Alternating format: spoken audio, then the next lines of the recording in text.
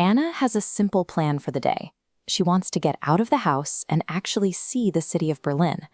To cover that much ground, she needs to use the city's underground transit network, the U-Bahn. But before she can even think about boarding a train, she first has to deal with the primary mechanical hurdles standing in her way, the ticket vending machine. The interface on these machines is dense. Staring at the screen, Anna is confronted with a massive grid of multicolored buttons, varying fare zones, and a whole row of language selection flags. Without the built-in local knowledge that daily commuters take for granted, none of these options make immediate sense. Civic infrastructure relies heavily on assumed knowledge. For a newcomer, that creates a temporary puzzle-like barrier. You have to actively decode the system before it lets you in.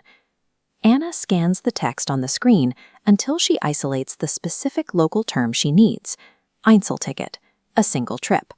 She presses the button and the interface responds, locking in her choice and displaying the required fare, exactly €3. She pulls out her coins and feeds the required currency into the machine's coin slot. A second later, the machine whirs and drops a small paper ticket into the dispenser tray, which she quickly retrieves.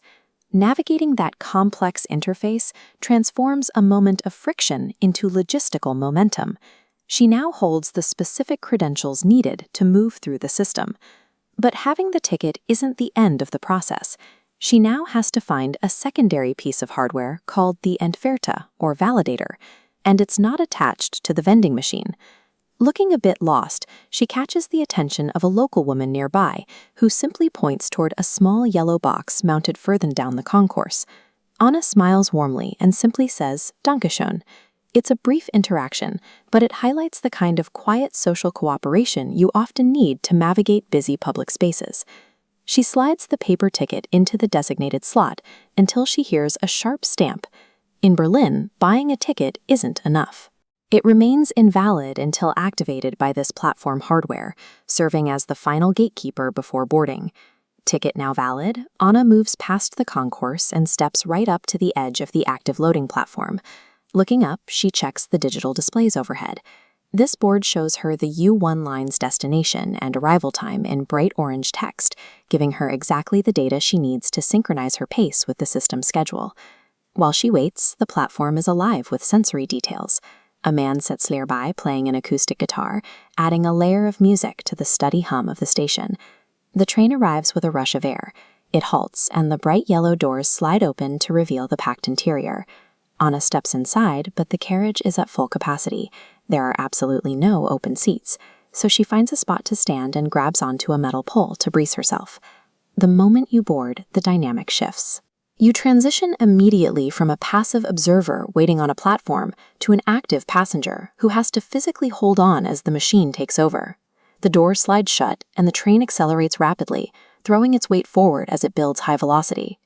Outside the windows, the station lights vanish, replaced entirely by the dark, visually deprived environment of the underground tunnel.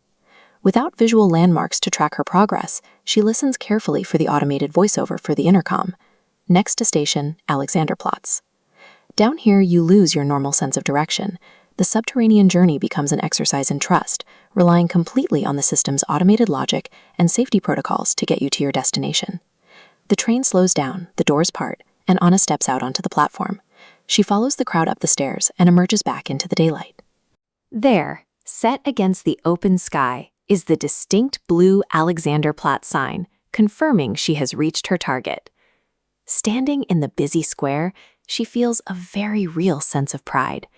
She navigated this complex logistical chain entirely through her own effort, deciphering the interface and following the system's strict mechanical requirements. Mastering a civic process like this changes how a traveler interacts with their environment.